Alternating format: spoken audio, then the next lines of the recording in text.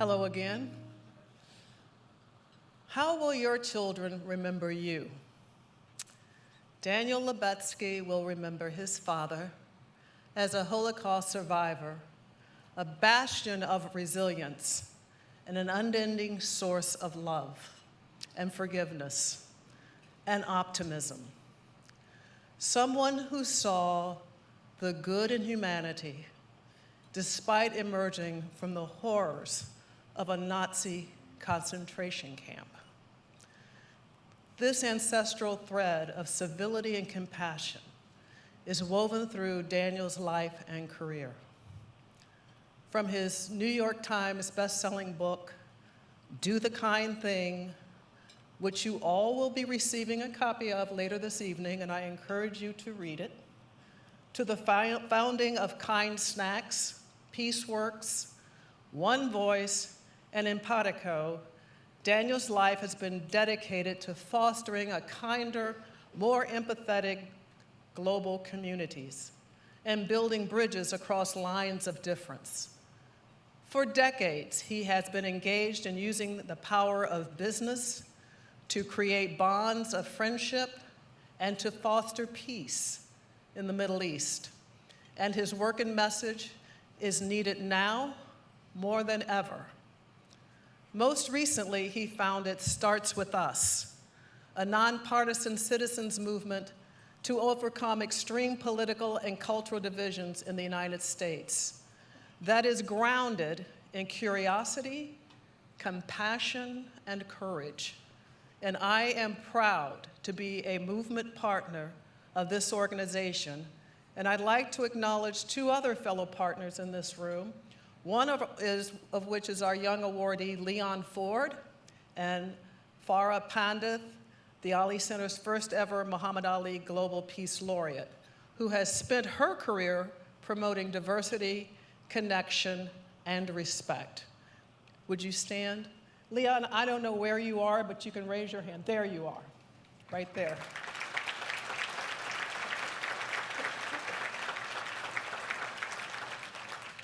I would encourage each and every one of you to join Starts With Us and to elevate the compassion and courage and the vision that we can all live together as one in peace and harmony. But tonight we are presenting a new award, one that is very special to me. This award mirrors Muhammad's vision for a just and compassionate world. And it's being given for the first time to a man who exemplifies that same energy, that same courage and compassion as my husband did, who shows us through his own example what is possible when the lines of division are muted, when people's hearts and minds are open, when we engage in civil discourse and listen to differing opinions without demonization. Like Muhammad, someone who is able to see the humanity in all of us. We can think of no better time to award and no individual more worthy to receive the inaugural Muhammad Ali Humanitarian Award for Civility and Compassion than my friend, Mr. Daniel Lubetzky. And if I may say, I would like for his son Jonah to accompany him to the stage and take part in the receipt of this award, because it was Jonah's desire to be here tonight when he could have been anywhere else at any other event, but he wanted to be here. So Jonah, will you please come with your dad?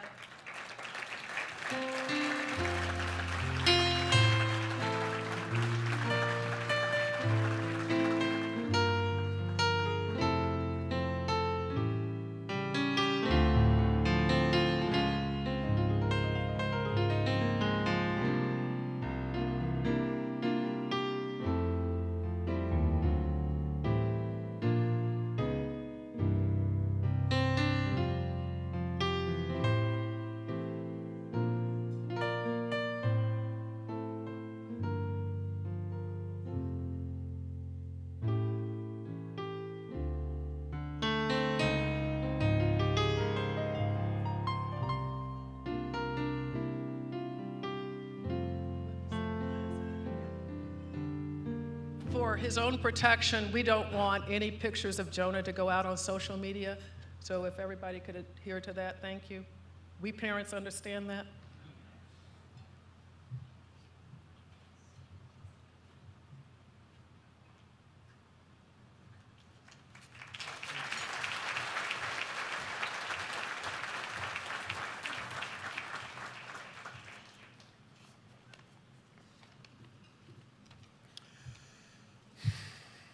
Thank you so much, Lonnie. Lonnie is such an extraordinary human being. She's always talking about Muhammad Ali, but the strength that he has, so she has. And the courage, the wisdom, the incredible light that comes from her. I think everybody that knows her understands the important role that she plays. And she has such humility to always say her she's not a leader. She's one of the most extraordinary leaders for our time. Thank you, Lonnie, for your friendship and for your partnership. And thanks to the Muhammad Ali Center for this incredible honor. And to my fellow awardees, including Leon, who's just an incredible inspiration. Thank you for all the work you make this world a better place. On the 10th anniversary of the awards, and at such a critical time, I really do feel the power of this recognition and the responsibility to carry forth its mission with particular weight. About 20 years ago, Muhammad Ali had joined our honorary board at the OneVoice Movement, a movement I co-founded with Mohammad Daraoche to amplify the voice of moderates in the Middle East and to try to help achieve a peaceful resolution of the Palestinian-Israeli conflict. Exactly. We aim to build a solution that will fulfill the aspirations of both peoples for freedom, dignity, and security. Having spent decades trying to foster peace in the Middle East,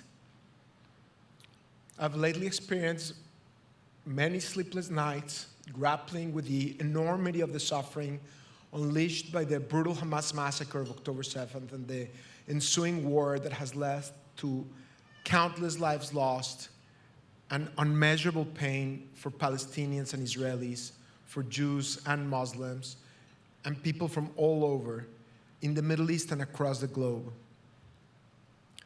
Our world is already too divided and tribal. Extremists aim to broaden those divisions.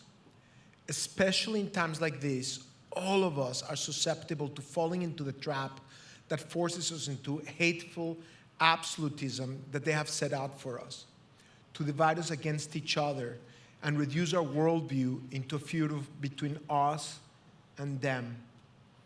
But remember, this is not a conflict of Muslims versus Jews, or of Israelis versus Palestinians, or of red versus blue. It is a battle between extremism and moderation, between destroyers and builders.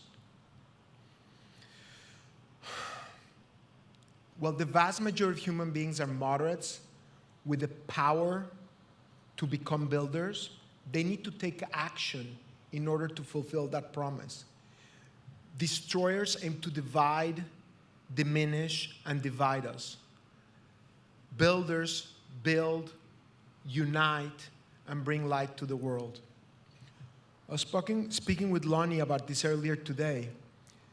The overwhelming majority of people are moderates. It's a very, very tiny minority that are extremists. But extremists wake up in the morning and think, how can I advance my cause? Whereas moderates wake up in the morning and they think, what can I have for breakfast?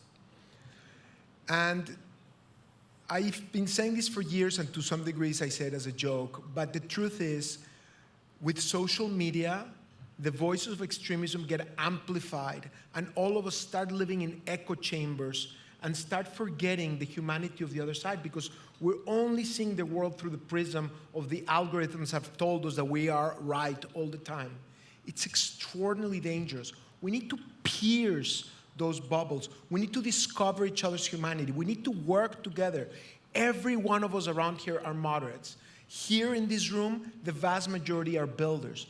But we need to remember that if we are going to build a better future for our children, we have to every single one of us take action to move from moderates to builders. It's going to take a village for us to reclaim our hearts, for us to reclaim our souls, for us to reclaim our minds. It's going to take an enormous effort to demonstrate to the world that they, extremists, do not represent any of our great religions, do not represent any of our people, that all of us need to find together a way forward.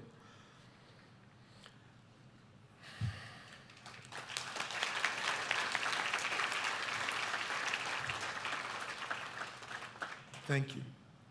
When I met Lonnie, she said something that made a very big impact on me.